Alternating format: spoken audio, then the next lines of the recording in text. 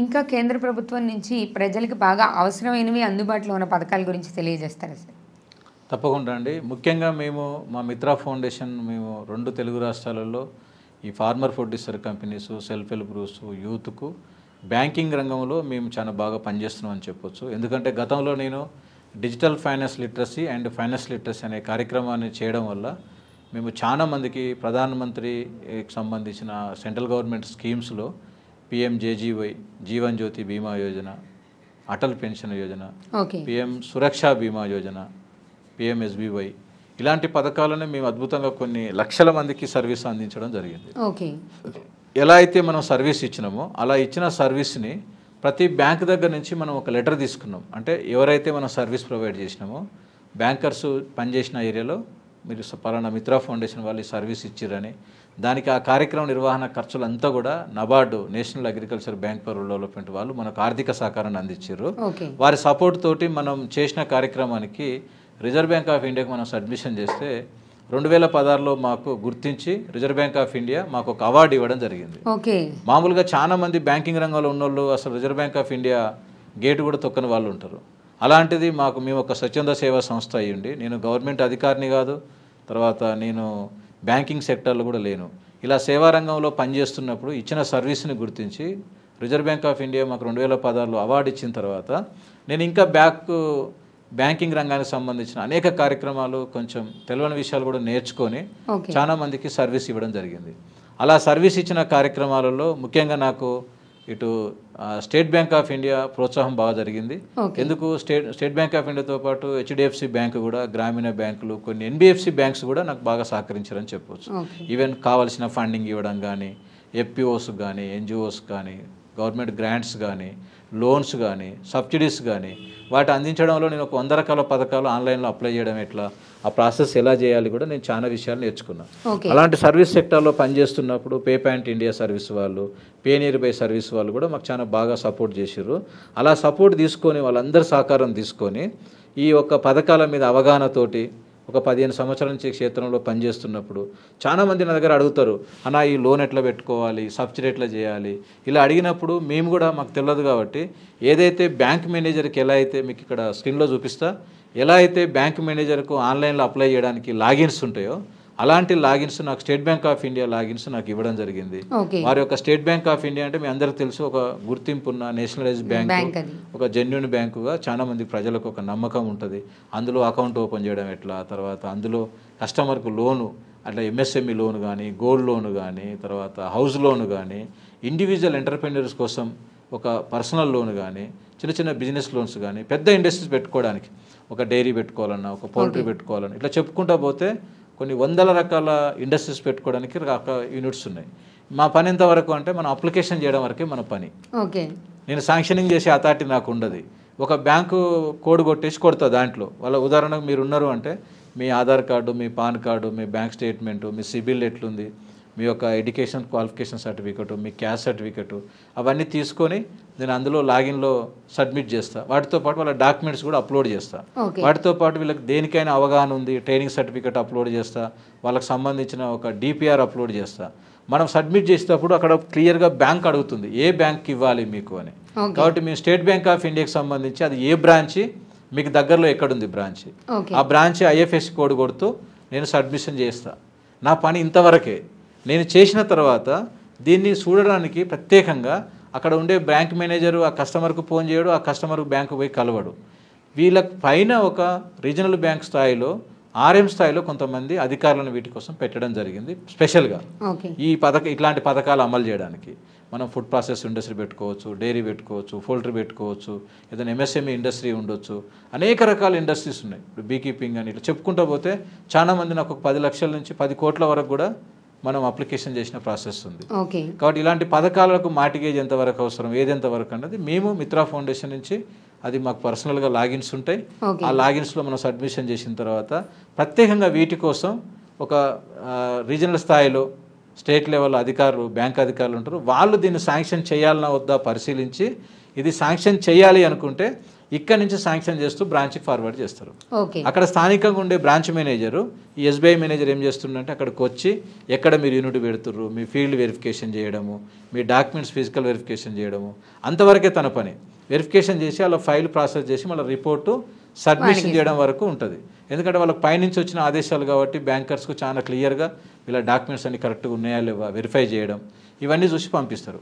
అలా మనం చేయడం వల్ల మనం ప్రతి సంవత్సరం ఒక 10 కోట్ల వరకు కూడా లోన్లు ఇవ్వగలుగుతున్నాం.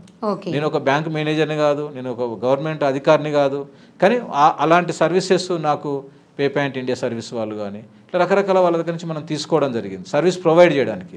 కాబట్టి బిజినెస్ మేనేజ్మెంట్లో బిఎస్ సిస్టమ్స్ కింద ఈ బిజినెస్ అడ్వైజర్గా మనం వాళ్ళు స్టేట్ బ్యాంక్ ఆఫ్ ఇండియా వాళ్ళ పర్మిషన్స్ ఉన్నాయి కాబట్టి ఇలాంటి పర్మిషన్స్ నాకు బాగా ముఖ్యంగా పే పాయింట్ వాళ్ళ సర్వీసెస్, తర్వాత కృష్ణ సార్ వాళ్ళు, తర్వాత రీజనల్ ఆర్ఎంస్ వాళ్ళు చాలామంది సహకారం జరుగుతుంది.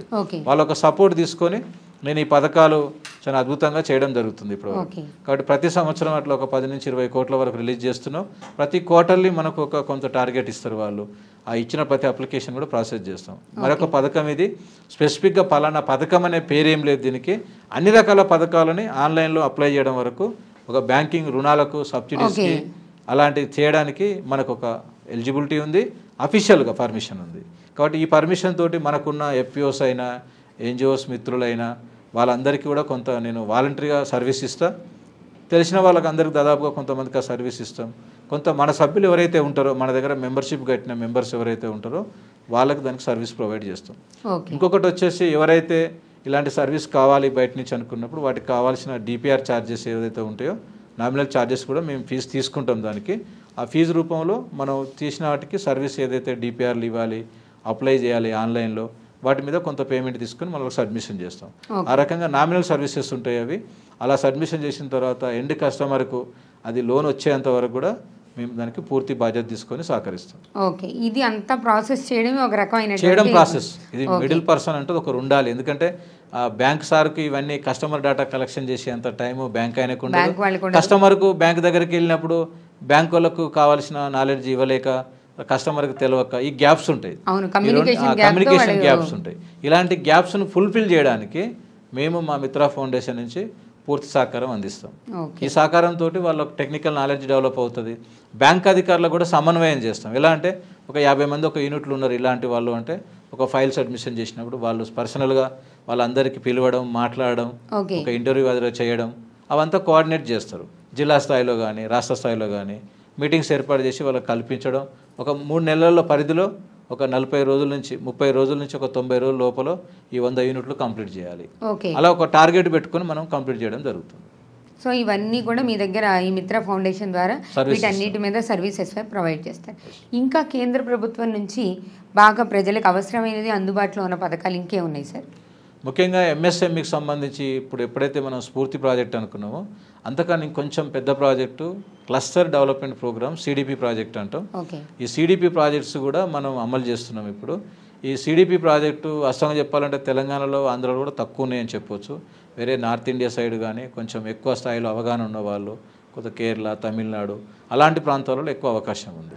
ఇప్పుడు మన దగ్గర కూడా ఎక్కువ అవకాశం ఉంది. బట్ అది అప్లై చేసుకోవడం తెలియక, డిపిఆర్ రాసే అంత పరిజ్ఞానం లేక చాలామంది ఆగిరు. కాబట్టి ఇప్పుడు ఎంఎస్ఎంఈ ద్వారా గవర్నమెంట్ ఆఫ్ ఇండియా ఈ మధ్యకాలంలో ఈ సిడిపి క్లస్టర్ డెవలప్మెంట్ ప్రోగ్రామ్కి ఒక 10 crores గ్రాంట్ రూపంలో బడ్జెట్ కేటాయించడం జరిగింది. ఈ క్లస్టర్ డెవలప్మెంట్ కి ఆల్మోస్ట్ 10 crores ఇస్తారు. 10 crores గ్రాంట్ రూపంలో ఇస్తారు. ఏం రూల్స్ ఉన్నాయి సార్? ఈ గ్రాంట్స్ తీసుకోవడానికి ఎవరైనా ఎన్జిఓ కానీ ఎఫ్పిఓ కానీ ఇండస్ట్రీస్ ఏర్పాటు చేయాల్సి వస్తుంది.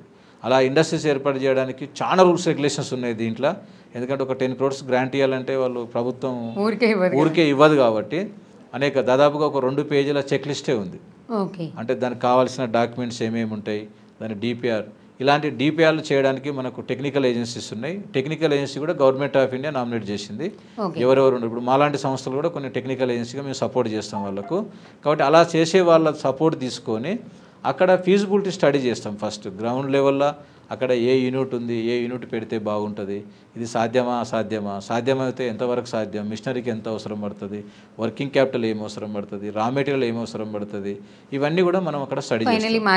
ఫైనల్ ఎందుకంటే వాళ్ళు ప్రతి ఒక్క దానికి ఒక ఫార్మేట్ ఇవ్వడం జరిగింది. ప్రతి ఫార్మేట్ కూడా ఫిల్ చేయాలి. కనీసం ఒక 10 crores కోసం మనం గ్రాంట్కి అప్లై చేయాలనుకుంటే 300 to 500 పేజెస్ ఒక బుక్ తయారవుతుంది కనీసం. ఓకే. అలాంటి నివేదికలు తయారు చేయడానికి మంచి ఎక్స్పర్ట్ నాలెడ్జ్ ఉన్న పర్సన్స్ ఉండాలి. వాళ్ళతోటి కొన్ని నివేదికలు తయారు చేసి, ఉదాహరణ మనం ఒక ఇండస్ట్రీ పెడుతున్నాం ఒక దగ్గర అంటే పెద్ద క్లస్టర్ అది, ఒక 10 crores తోటి అవుతుంది. బిల్డింగ్స్ కట్టడం కానీ, తర్వాత సెట్స్ చేయడం కానీ, ఇన్ఫ్రాస్ట్రక్చర్ అంతా డెవలప్ చేయడానికి చాలా సోర్స్ అవుతుంది. కాబట్టి ఇది ఎంఎస్ఎంఈలో ఒక ముఖ్యమైన పథకం అని చెప్పొచ్చు. క్లస్టర్ డెవలప్మెంట్ ప్రోగ్రామ్ సామూహికంగా ఒకటే దగ్గర ఏర్పాటు చేసుకునే, ఉదాహరణకు పద్మశాలి ఫ్యామిలీస్ ఉంటాయి, వాళ్ళంతా ఏంటంటే చేనేత కార్మికులు ఒక ఇంట్లో పెట్టుకొని వాళ్ళు చేసుకుంటారు, ఎవరింట్లో వాళ్ళు చేసుకుంటారు. అలా కాకుండా ఒకటే కేంద్రంగా అందరు కలిపి ఒక 100 కుటుంబాలు కానీ, ఒక 500 కుటుంబాలు కానీ, ఒక 1000 కుటుంబాలు అయినా సరే ఒకటే ప్రాంతంలో పెట్టుకొని చేసుకొని వీళ్ళందరూ కలిసి సామూహికంగా ప్రొడక్షన్ రా మెటీరియల్ తెచ్చుకోవడం. ఎందుకంటే ఒకరికొకరు కొన్నప్పుడు మనకు రేట్ ఎక్కువ పడుతుంది, వీళ్ళందరూ ఒక దగ్గర బల్క్ కొన్నప్పుడు తక్కువ రా మెటీరియల్ పడుతుంది, రేటు కూడా కలిసి వస్తుంది. వీళ్ళందరూ తయారు చేసిన వస్తువుని మార్కెట్ చేసుకోవడానికి వీళ్ళు ఆర్డర్స్ ఎక్కువ రావడానికి జరుగుతాయి. కాబట్టి గవర్నమెంట్ ఆఫ్ ఇండియా ఆ కోణంతో మంచి ప్రోడక్ట్ని ఎక్కువ ఉత్పత్తి చేయడానికి, రా మెటీరియల్స్ తక్కువ రేట్లో కొని పర్చేజ్ చేసి ప్రొడక్షన్ ఎక్కువ మొత్తంలో పెంచి జీవనోపాధులు ఎక్కువ కల్పించాలన్న ఉద్దేశంతో ఈ యొక్క క్లస్టర్, అనేక రకాల క్లస్టర్స్ ఉన్నాయి. అలాంటి క్లస్టర్స్ని మనం డెవలప్ చేసి ముందు తీసుకుపోవడానికి ఈ ఎంఎస్ఎంఈ యొక్క సిడిపి క్లస్టర్ డెవలప్మెంట్ ప్రోగ్రామ్ చాలా అద్భుతంగా పనిచేస్తుంది. దీనికి స్వచ్ఛంద సేవా సంస్థలు ఎలిజిబిలిటీ ఉంటాయి. గ్రౌండ్ లెవెల్లో SPC special purpose of vehicle ఒక నిర్మాణం చేయాల్సి ఉంటుంది. ఒక ఎఫ్పిఓ కావచ్చు, లేక ఒక ఇండస్ట్రీ పెట్టి సెక్షన్ 8 కంపెనీ కావచ్చు, వాళ్ళ ద్వారా ఒక ఎస్పీవి ద్వారా ఇది మూవ్ చేయాల్సి ఉంటుంది. వీటికి పూర్తి సహకారం మనకు మేము మిత్రా ఫౌండేషన్ నుంచి ఇవ్వగలుగుతాం. మనతో పాటు టెక్నికల్ ఏజెన్సీస్ కూడా ఉన్నాయి, నోడల్ ఏజెన్సీస్ ఉన్నాయి. ఇప్పుడు ఎంఎస్ఎంఈ ఫౌండేషన్స్ లాంటి టెక్నికల్ ఏజెన్సీస్ చాలా బాగా అద్భుతంగా మనకు సహకరించే వాళ్ళు ఉన్నారు. వాళ్ళ సపోర్ట్ తీసుకొని కూడా మనం ఆన్లైన్లో అప్లై చేయాల్సి ఉంటుంది. అంత క్లియర్గా అప్లై చేసిన తర్వాత ఆ టెక్నికల్ టీం దాన్ని వెరిఫై చేస్తారు ఫీల్డ్ లెవెల్లో, ఏమి సాధ్యం ఉంది, ఏం సాధ్యం కాదు. దాంతోపాటు మన కాంట్రిబ్యూషన్ కూడా ఒక 10% ఉంటుంది. కాబట్టి ఒక 10 crores మనం పెడుతున్నామంటే ఒక 10% మన కాంట్రిబ్యూషన్ కూడా ఉంటుంది. కాబట్టి అది మనం పెట్టుకోగలిగే స్థాయిలో ఉన్నాము ఉంటేనే ఈ పథకాలు అప్లై చేయాలి.